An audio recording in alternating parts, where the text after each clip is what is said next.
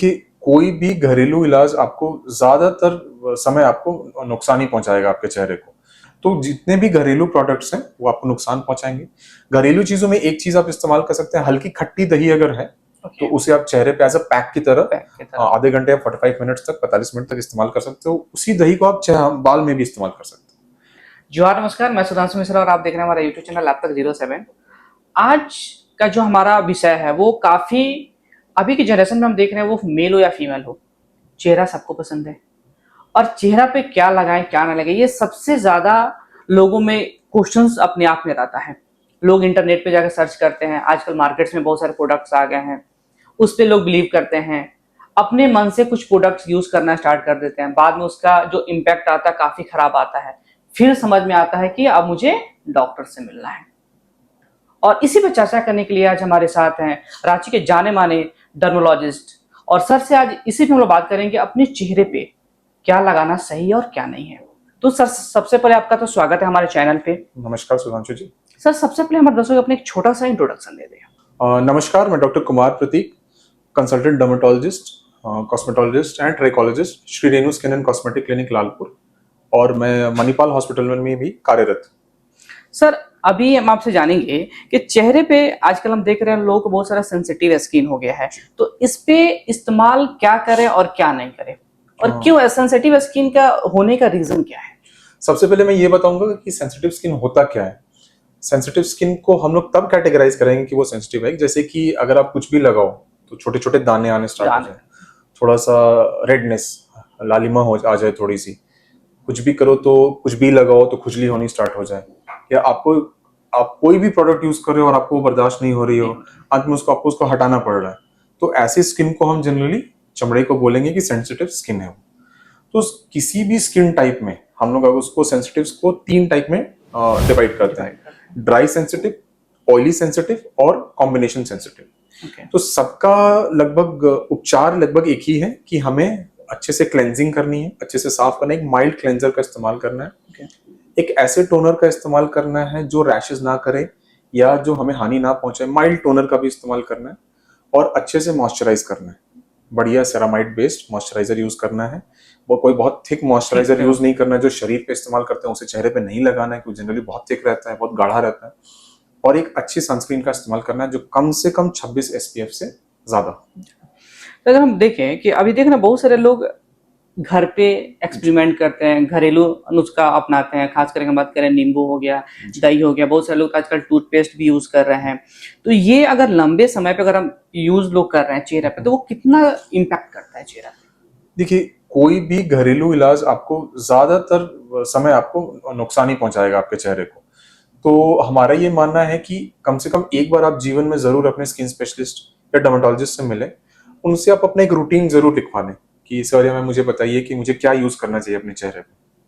तो आपकी स्किन के हिसाब से हम लोग एक अच्छा टोनर, अच्छा क्लेंजर या फेस वॉश, एक टोनर, एक मॉइस्चराइजर और एक सनस्क्रीन हम लोग जो आप जीवन भर जनरली उसको यूज करके इस्तेमाल कर सकते हो जीवन भर, वो बता दिया जाए। तो जितने भी घरेलू प्रोडक्ट्स हैं वो आपको नुकसान पहुंचाएंगे। घरेलू चीजों में एक चीज आप इस्तेमाल कर सकते हैं, हल्की खट्टी दही अगर है तो उसे आप चेहरे पे एज अ पैक की तरह आधे घंटे या 45 मिनट्स तक 45 मिनट तक इस्तेमाल कर सकते हो। उसी दही को आप बाल में भी इस्तेमाल कर सकते हो, वो अच्छा काम करेगा, वो सेफ है जनरली। लेकिन इसको भी करने से पहले मैं चाहूंगा कि एक बार आप अपने डर्मेटोलॉजिस्ट से जरूर मिलें। सर, अभी हम देख रहे हैं अभी मार्केट में खास करके अगर हम बहुत सारे आजकल प्रोडक्ट आ गए जो इंस्टा फेसबुक पे लोग आजकल एड रन कर रहे हैं अपनी कंपनी का फेस से रिलेटेड। तो आजकल देखते हैं खास करके गर्ल्स हो या बॉयज हो, वो क्रीम हो या वो पील मास्क होते हैं, तो ये स्किन पर अगर बिना डॉक्टर से जाने पहचान करके वो यूज करना स्टार्ट करते, तो कितना नुकसान करता है लॉन्ग टर्म अगर यूज करने पे फेस पे?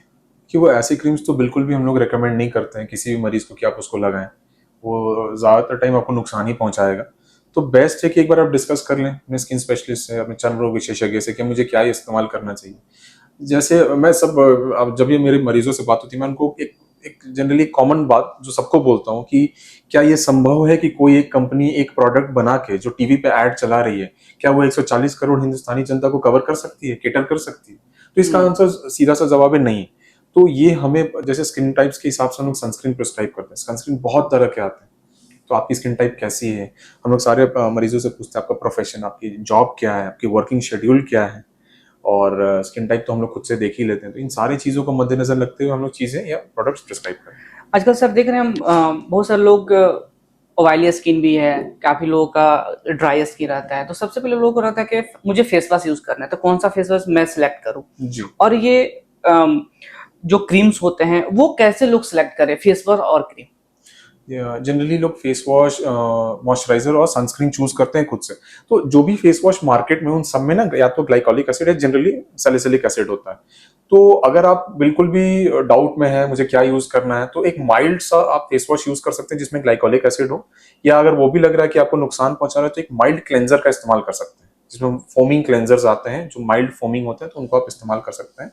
मॉइस्चराइजर वो इस्तेमाल करिए जो सेरामाइड बेस्ड हो या कोलॉइडल ओटमील बेस्ड हो, जो माइल्ड मॉइस्चराइजर, बहुत गाढ़े नहीं हो, बहुत थिक मॉइस्चराइजर्स नहीं हो।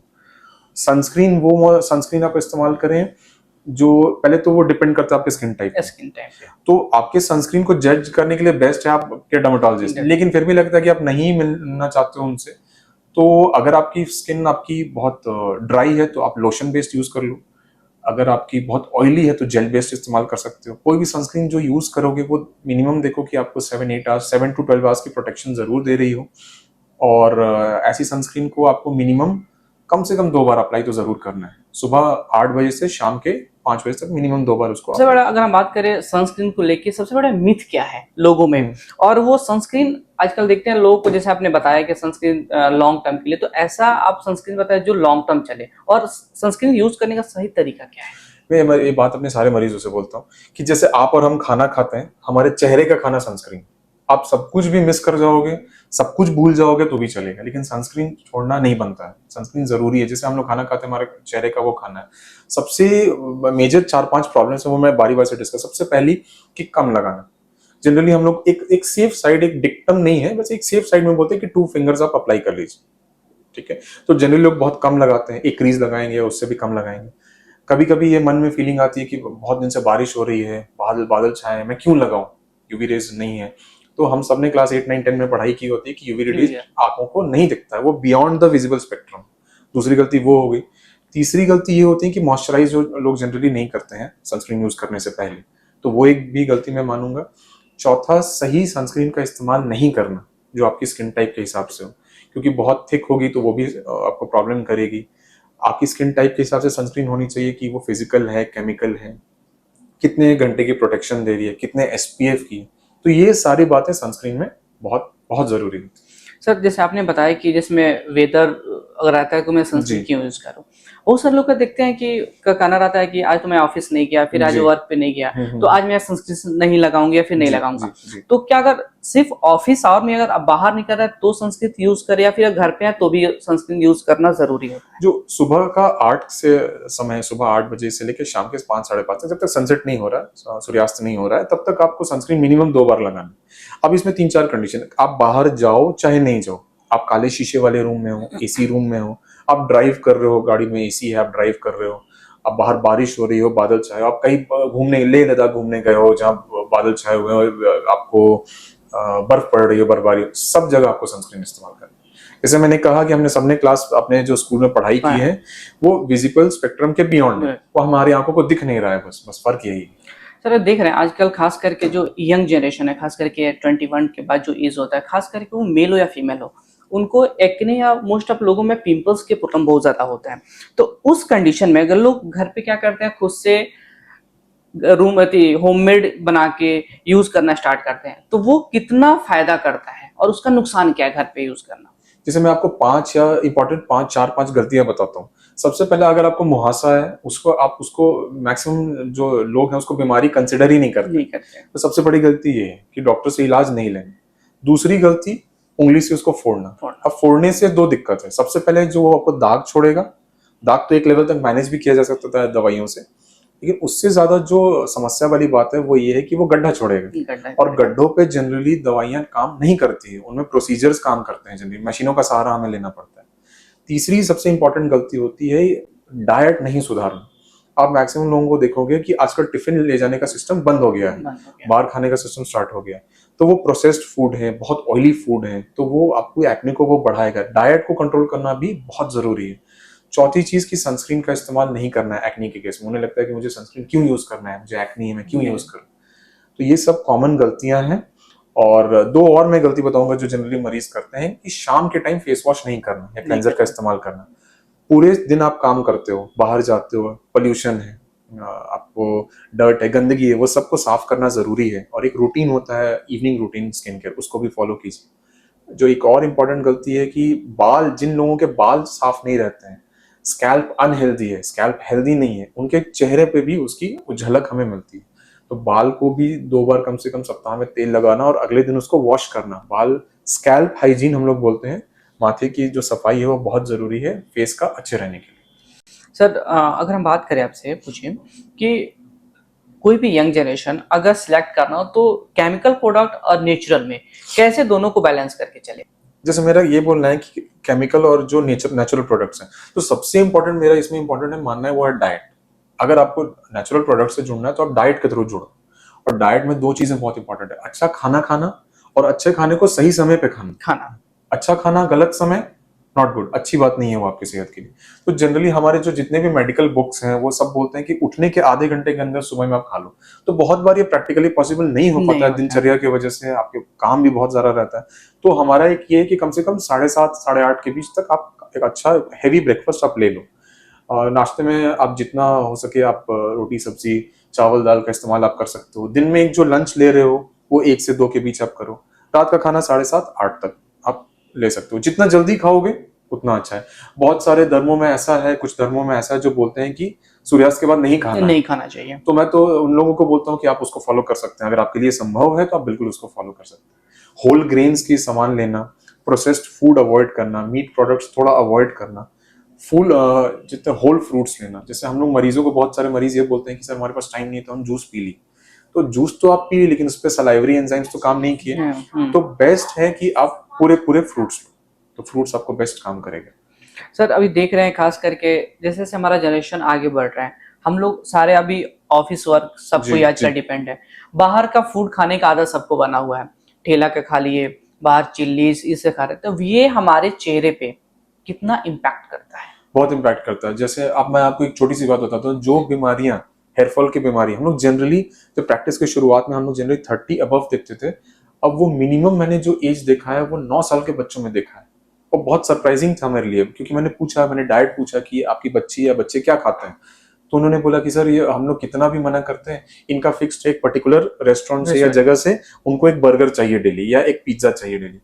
तो आप सोचिए कि वो इतने इस तरह के प्रोडक्ट्स अगर डेली खाएंगे तो उनके हेयर और स्किन कैसे रहेंगे। तो आप इसी बात से अंदाजा लगे कि जो बीमारी हम लोग 35-40 की उम्र में देखते थे, अब हम लोग 10 साल 12 साल की उम्र में देख रहे हैं। तो डाइट तो बहुत अच्छी जरूरी है। जैसे मैंने बताया, टाइम से खाना, होल ग्रेन्स लेना, रेगुलर एक्सरसाइज करना, तेज चलना दौड़ना, जो आपको पसंद है आप करिए कम से कम। मैं सभी लोगों को बोलता हूँ कि फोन का स्क्रीन टाइम जरूर कम कीजिए। उस स्क्रीन टाइम का कुछ टाइम काट के आप योगा को दीजिए। दुनिया में दिमाग के लिए एक एक्सरसाइज है भाई, आप तो आप योगा करो। तो मैं बोलता हूँ कि आप मेंटली अगर हेल्दी हो तो आपको वो फिजिकली भी वो झलकेगा वो आपकी चीज में। तो योगा करने का 6 प्रहर है। तो जनरली लोगों को ये मिसकंसेप्शन है कि सुबह ही सिर्फ योगा करना है, नहीं ऐसा नहीं है। आप सोने से पहले भी करके सो सकते हो। जो लोग बहुत बिजी हैं, बहुत व्यस्त हैं, उनके लिए ये एक अच्छा शेड्यूल है। तो ये सारी चीजें फॉलो करना, टाइम से खाना।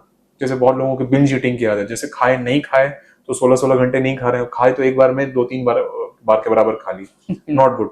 आपकी शरीर के लिए बिल्कुल भी वो अच्छा नहीं है। लास्ट में आपसे हम जानेंगे कि जो हमारे जो व्यूवर्स हैं उनके लिए अगर हम बात करें सिंपल स्किन रूटीन जो अपने डेली लाइफ में अडॉप्ट वो कर पाए, तो आप क्या देना बताएंगे। अगर आपको सिंपल स्किन रूटीन फॉलो करना है तो वो 3 स्टेप्स जो मैंने बताए थे वो फॉलो कीजिए। क्लेंजिंग, टोनिंग, मॉइस्चराइजिंग और सनस्क्रीन। सबसे पहले एक अच्छा सा जेंटल क्लेंजर लेके इसको साफ कर लें, सुबह शाम कम से कम ये होना चाहिए। क्लेंजर के 5 से 7 मिनट बाद जब फेस या चेहरा अच्छे से सूख जाए तो मॉइस्चराइजर का इस्तेमाल करें। उससे पहले आप एक टोनर का इस्तेमाल कर सकते हैं या उसे चाहे तो आप स्किप भी कर सकते हैं। और उसके बाद सबसे जरूरी है वो है सनस्क्रीन लगाना। शाम के समय में ऑब्वियसली सनस्क्रीन नहीं लगाना है, तो आपको क्लेंजिंग के बाद डायरेक्ट मॉइस्चराइजेशन करना है। और सबसे इंपॉर्टेंट इन चीजों में अच्छी हेल्दी डाइट और रेगुलर एक्सरसाइज एंड योगा। धन्यवाद सर हमारे साथ जुड़ने के लिए और इतने अच्छे इन्फॉर्मेशन हमें देने के लिए। धन्यवाद। धन्यवाद सुधांशु जी।